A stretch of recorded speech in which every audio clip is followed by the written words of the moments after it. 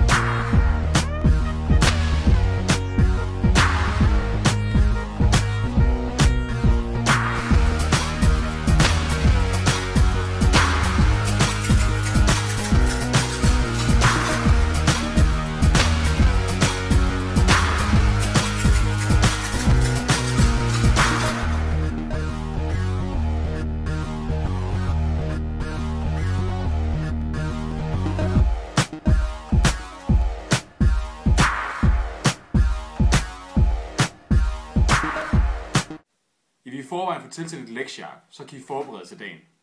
Min underviser og jeg, vi glæder os meget til at komme på besøg.